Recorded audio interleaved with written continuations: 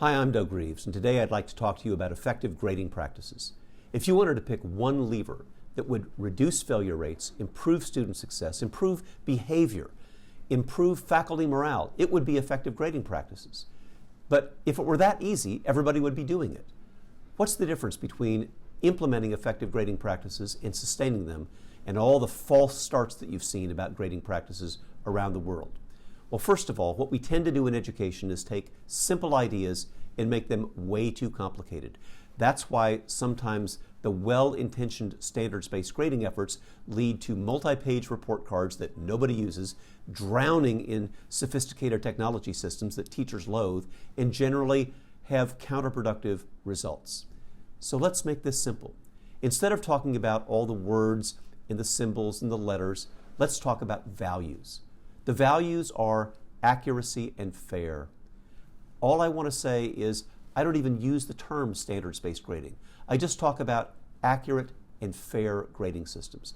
Everybody, parents, teachers, union leaders, administrators, board members, we all ought to agree on accuracy and fairness. And if we'll focus there, great things will happen.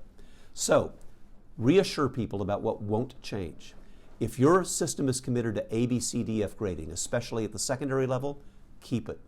Reassure parents you'll still have grade point averages. Reassure parents you'll still have transcripts. Because if the rumor is out there that grading reform means my kid can't get to college, my kid can't get a scholarship, I promise you there will be people showing up with pitchforks at your next board meeting, and that grading system will fail. So talk about what doesn't change. Letter grades, GPAs, transcripts, you can keep them. Instead, let's talk about what makes for really effective systems, which is accurate and fair grading.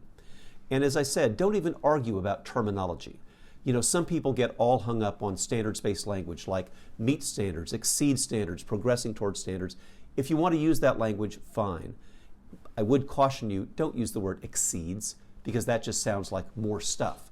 Use words like exemplary, different in complexity and rigor, so students, teachers, and parents understand the difference between a meeting standard and work that's well beyond that, exemplary work, different in complexity and rigor.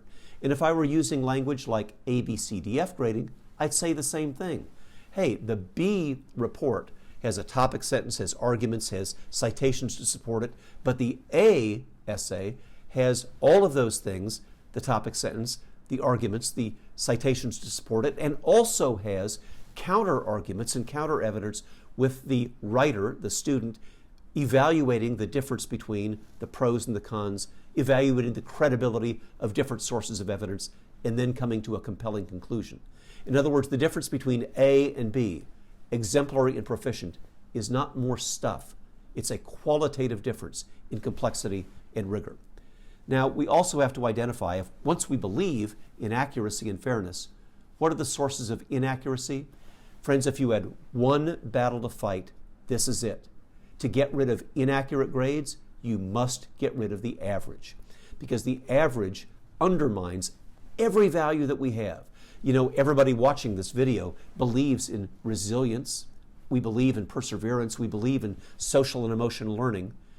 But if you believe in that, and then you still cling to the average, you're saying for the student who has struggled and struggled and struggled and struggled and then had a breakthrough, we're going to say that breakthrough doesn't matter because I'm going to punish you for the struggle. No matter how hard you work in April and May, no matter how proficient you are at the end of the semester, I'm going to punish you for the mistakes that you made weeks ago. That is fundamentally inaccurate. It's as if a student were on the award stand at the state championship for some sport or academic activity, but somebody creeps up to them and steals the trophy away because, after all, kid, you made mistakes in practice 3 months ago. Now, that's silly in that context, but that is exactly what happens, and I see it every day when students receive low grades, not because they're not proficient, but rather because of mistakes that they made, missing assignments, missing homework for months ago. So get rid of the average. That's number one. Number two, get rid of the 100-point scale. And let me explain why. A lot of people think we've always had the 100-point scale because that's what we remember. You know, we got our papers back with 82%, 78%, 98%, and so on. But the truth is the 100-point scale is an artifact of the early 1900s, the dawn of the computing era, when we thought we could be so precise about everything. It's not a coincidence that that was also the dawn of intelligence testing, the dawn of the bell curve. You know what I mean, the world of bluebirds, robins, and blackbirds, choices of color not an accident. Now that started in the early 1900s when we thought with scientific precision that I could separate children out.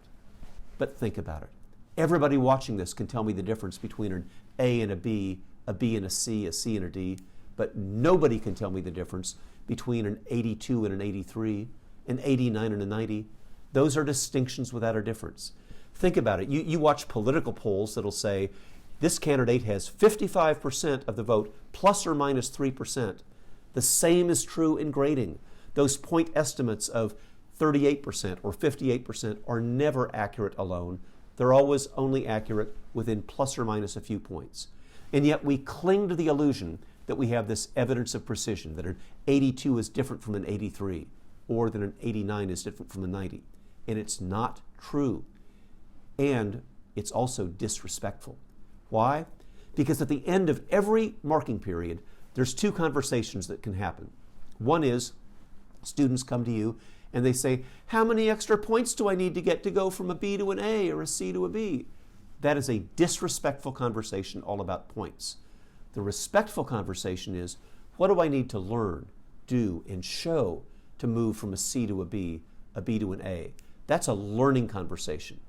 If you cling to the 100-point scale, you're inviting a point conversation. If you go back to the old-fashioned A, B, C, D, F system, that's really the best way, the most accurate way to say, let's have a learning conversation about what you need to learn and show and do to move from a C to a B to an A. There's one more thing about the 100-point scale that is deeply inaccurate, and that is the power of the zero on the 100-point scale. Think about it this way. If an A is a 90, a B is an 80, a C is a 70, and a D is a 60, but the F is a 0, the increment between the 90, 80, 70, 60 is 10 points, but the increment between the D at 60 points and the 0 is 60 points.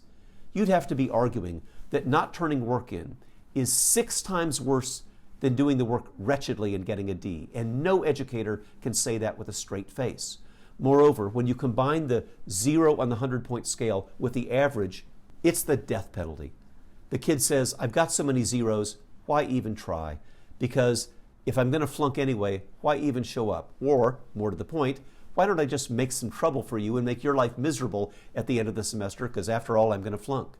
If you want to build resilience in, you got to get rid of the average, you got to get rid of the 100-point scale. Now, one little footnote. I know some of you have said, well, Doug, we've solved that because we've gone to the minimum 50. That is, A is a 90, B is an 80, C is a 70, D is a 60, F is a 50. I understand that, but here's what happens. Somebody shows up to your board meeting and says, wait a minute, if I didn't show up for work, I wouldn't get 50% of my pay. And how can you justify giving them 50 points for doing nothing? I've heard all of that. And rather than have the argument, you can have a 0 if it's a mathematically accurate 0.